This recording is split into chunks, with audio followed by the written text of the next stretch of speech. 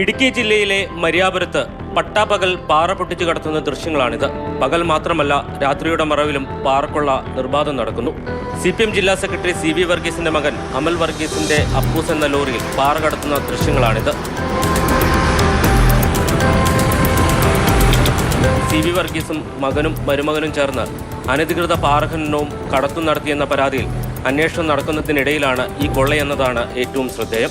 പാറ പൊട്ടിക്കുന്നത് നിർബാധം നടക്കുന്നു എന്നതിന് തെളിവായി ടിപ്പർ ഉടമ അനീഷ് ചാമക്കാലായലിന്റെ ശബ്ദ സന്ദേശം മാതൃഭൂമി ന്യൂസിൽ ലഭിച്ചു. നാളെ മുതൽ ഞാൻ പണിയുന്ന എല്ലാ സൈറ്റിലും ഞാൻ നാളെ പണി തുടങ്ങുന്നുണ്ട്. ആവശ്യമുള്ളവർ വരിക, വന്ന് കല്ലെടുത്തുകൊണ്ട് പോവുക. യാതൊരു ഉത്തരവാദിത്തങ്ങളും നമുക്ക് ഉണ്ടായിരിക്കുന്നതല്ല. എടുത്തുകൊണ്ട് പോകുന്നത് പോവുക. അപ്പൂൻ്റെയോ സജിത്തിൻ്റെയോ പേര് പറഞ്ഞ് ആരും ചോദിക്കില്ല. ഇത്രയും കാലം കല്ല് പൊട്ടിച്ച് തന്നത് ചാമക്കാല അനീഷാണ് നിങ്ങൾക്ക് പൊട്ടിച്ച് തന്നത്. നാളെ പോലെ ഞാൻ പണി തുടങ്ങും. നാളെ പോലെ ഞാൻ കല്ല് കയറ്റാൻ തുടങ്ങും. CV വർഗീസിന്റെ മകൻ അമൽ വർഗീസിനും മരുമകൻ സജിത് KSനും വേണ്ടി പാറ പൊട്ടിച്ചിരുന്നത് അനീഷാണെന്നാണ് ആരോപണം. മാർക്സിസ്റ്റ് പാർട്ടിയുടെ ജില്ലാ സെക്രട്ടറി തേർവാഴ്ച നടത്തി കടന്നുപോയിക്കൊണ്ടിരിക്കുകയാണ്.